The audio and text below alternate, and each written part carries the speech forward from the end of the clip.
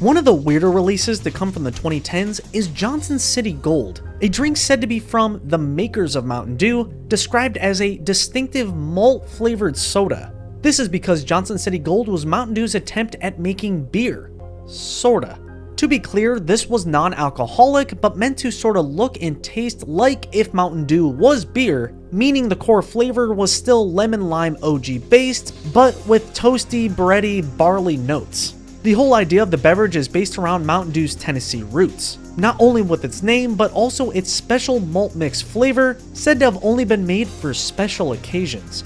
The original Johnson City Gold name and label was said to have been chosen by Dew Labs members, likely through a voting process. When first released in July of 2012, it was said to only be available at Kroger and 7-Eleven in a few select Midwest cities, as well as in North Carolina. This test market release was considered the first batch, which would then be followed up by a more official second batch the following year. Marketing Johnson City Gold had to be a nightmare because what's the target demographic here? Adults? Teens? The likely answer is the small crowd who enjoys craft sodas. To get fans excited about the upcoming nationwide second batch release, the regional Dew promotion was launched, which on paper wasn't too different from a Dewmocracy. The whole thing had a lot to it, but was largely focused on releasing Johnson City Gold nationwide with 6 different names and 6 different designs, one for each region of the country. The designs they went with were based on fan submissions, some of which were hand-drawn and slapped around a plain prototype can, made possible through these giveaway design kits. Eventually 6 designs were chosen and made into cans, but the only way you could receive them is through Pepsi's iconic summer promotion via specially marked packages. One by one, you could receive each of the 6 regional cans, who were not actually official prints, instead just promotional cans with plastic wrapping. The new names included Gold Mountain Malt, Miner's Malt, Great Plains Gold, Rusted Malt, Southern Gold, Liberty Malt, and for one lucky collector, a 7th was made under the name Blue Ridge Dew. Details are hazy, but this can is thought to be one of possible several given to the runner-ups who didn't make it into the final 6. Now that the whole design and renaming process was seemingly complete, when would they officially hit shelves? Turns out, never. After months of fan involvement, tons spent on marketing, and several promises made for an official nationwide second batch, Johnson City Gold would never again be available to the public. Likely because many considered it the grossest Mountain Dew flavor of all time. One of the more notable releases from the mid-2010s is Dewshine, a flavor made in accordance with the original recipe. Officially defined as clear citrus flavored dew, Dewshine differs from similar prior entries with its ingredients: no high fructose corn syrup, instead cane sugar, and no orange juice, which is huge as OJ is crucial to what makes Mountain Dew taste like Mountain Dew. The goal was to emulate original but with a milder flavor, said to be in tribute to the brand's Tennessee origins. Given its play on words name, never before seen colorless appearance, and unique glass bottle release, the advertising for the drink often poked fun at it being alcoholic, but also made it clear that that wasn't the case. Its old paper-style label and use of the original Willie the Hillbilly logo and slogan further cemented Dewshine as a retro callback to the early days of the beverage. Tons and tons of promo was created to launch Dewshine. Multiple commercials, numbered mason jars, a branded concert, another NASCAR collab. They even made a physical collector's book that retells the story of Mountain Dew's creation, complete with a Dewshine shoved in the back. It's not clear if the story told is meant to be at all accurate to the actual origin story of Mountain Dew, because the entire thing is kept quite vague. That's probably because the real story behind original seems to differ depending on who you ask.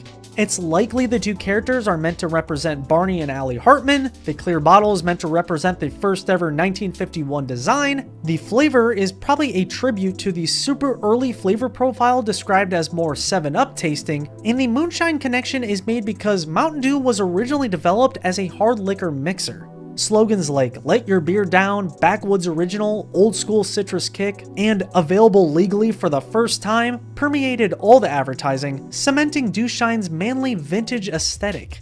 At one point, Dewshine was even made available via a 25-ounce Amazon-exclusive novelty jug as an even more on-the-nose reference to the past. Despite an extensive rollout from the company, Dewshine was only available for a little over a year, likely because a 7-Up adjacent flavor devoid of orange juice doesn't taste all that great. One of Mountain Dew's most perplexing releases has to be 2016's Baja Blast non-alcoholic Bubbly, usually just referred to as Baja Blast Champagne. These days, a marketing gimmick like this would fit right in, but back in 2016, this blew people away. Those even aware of the Baja Blast Champagne likely recognize it from this specific image that went viral a few times on Twitter. The more you look into it, it turns out there exist multiple variants of the Bubbly. The story goes that the numbered bottles were given away at the launch event for the first ever Taco Bell Cantina grand opening in Las Vegas. Only 50 were said to have been offered, made clear by the serialized Sharpie number. In case you're unaware, cantinas differ from the typical Taco Bells with their more upscale vibe and for the fact they serve alcohol. On those bottles, the date of 2016 can be seen, which does line up with the event. By looking in the deepest corners of the internet, launch party pictures can be found, where within visual proof of the champagne bottles can be seen, silver foil and all. The gold variant, which has also been linked to this low-res render, looks to have been a part of the Steal a Base, Steal a Taco promotion, which also has ties to 2016. The title is in reference to if any player steals a base during that year's World Series, customers are then allowed one free taco at Taco Bell the very next day. When and how exactly this was given out is unclear. Same goes for the numberless silvers and the mysterious New Year's bottles. Fans have speculated on bottles being handed out at Taco Bell hotel openings and/or weddings, but they're likely confusing the fact Taco Bell offers champagne flutes filled with the tropical lime liquid. Others have theorized that the non-alcoholic Bubbly likely means plain old carbonated Baja Blast, which looks to actually be the case when comparing their identical ingredients. The question is though, then why are they labeled not for consumption? No better example of a demographic disaster exists than with the following flavor duo of spiked lemonade and raspberry lemonade. The choice to use the word spiked to describe a non-alcoholic product is one of the most baffling ever made by Mountain Dew. Not only do the cans look visually similar to alcohol, but the word spiked is almost always used in an alcoholic context. The rationale for using the word has to do with the fact each was spiked with prickly pear cactus juice. Below any promotional post related to the spiked siblings are comments asking about or being confused with the questionable spin-off series name. Initially, the duo was only ever available in 16-ounce cans, but eventually they received 12-ounce can 8-packs, and Lemonade even saw a freeze and fountain release at Taco Bell, which, despite its tiny label, made sure to also mention its non-alcoholic nature. All forms of spiked would be discontinued in 2018, likely due to the public not knowing who the drink was aimed at. Originally, there looked to be plans for a release over in Canada, except their version went under the more appropriate name Extra. The only proof of these are two renders which happen to be used on a few websites, one dating back to 2016. The alternate name decision isn't at all surprising given the country's track record. Other prototype renders have been found, like these two darker designs and these never before seen colorful concepts that take the spiked idea quite literally. From a modern day point of view, these were doomed from the start. Sure, other flavors have danced around in alcohol association, but none did it less gracefully than spiked.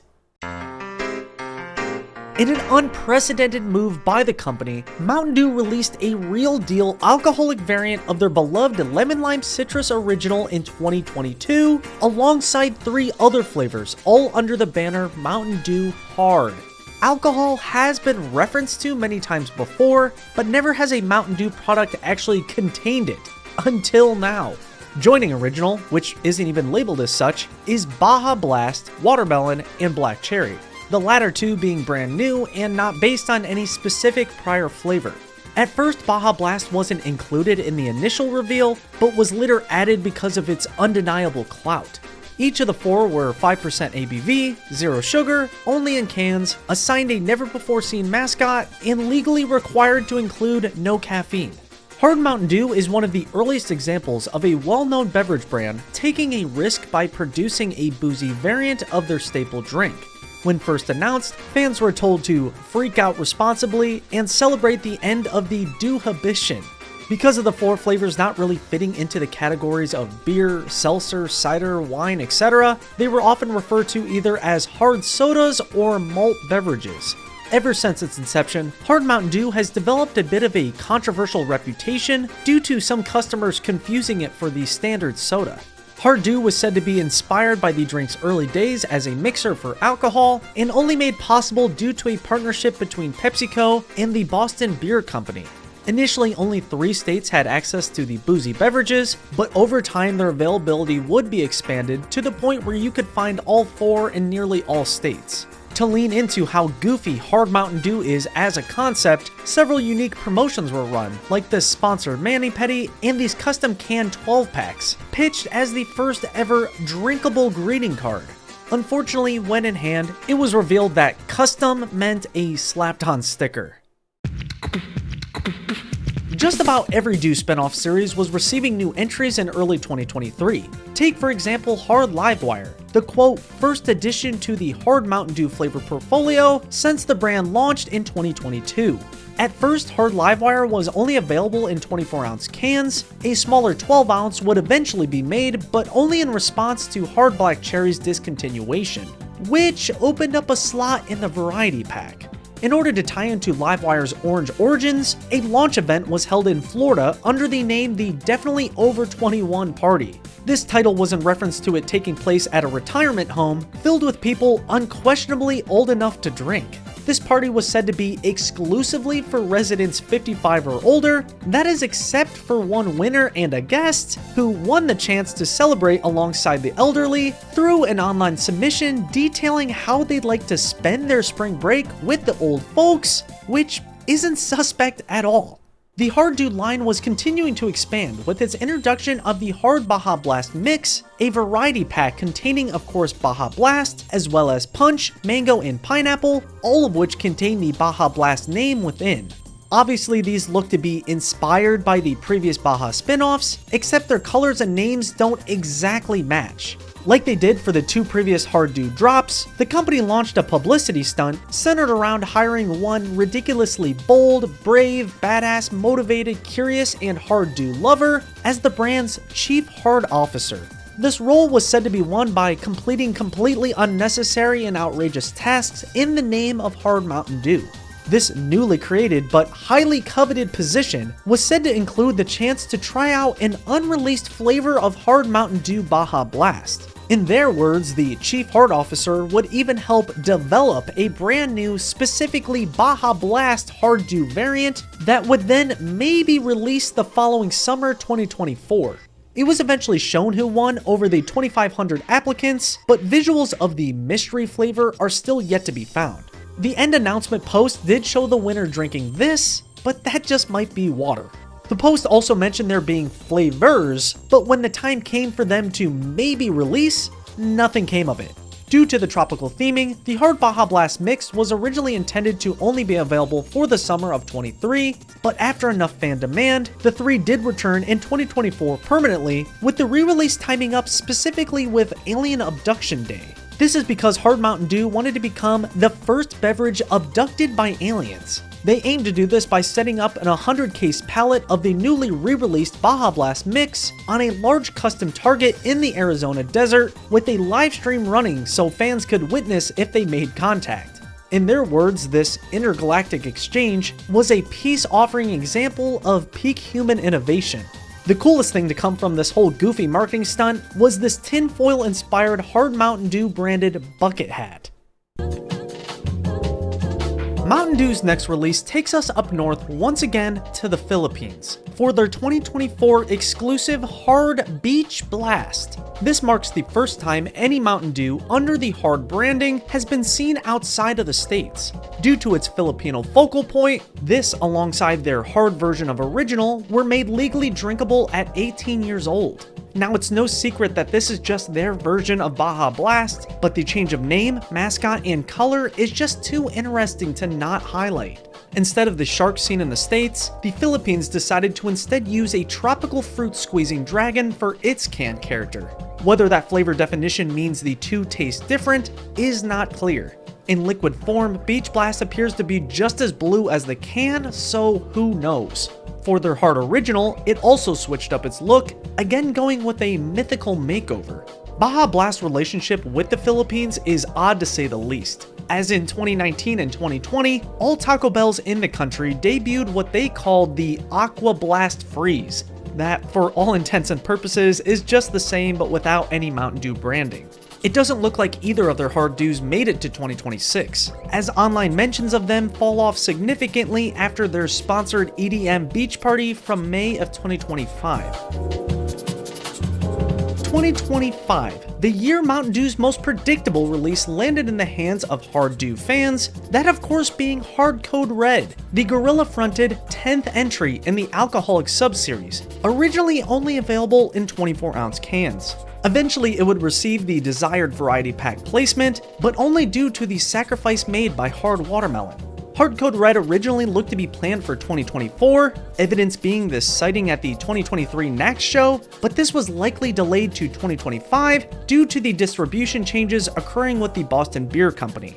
Like with all Hard Dew drops, a gimmicky launch stunt was performed, this time with the Save the Redheads promotion, which encouraged fans to forge a relationship with the ever-dwindling population of red-haired individuals. Mountain Dew wanted to do their part by providing winners with free subscriptions to the dating website of their choosing, and in their words, some extra cash to purchase Hard Code Red to help calm the nerves during the dating process.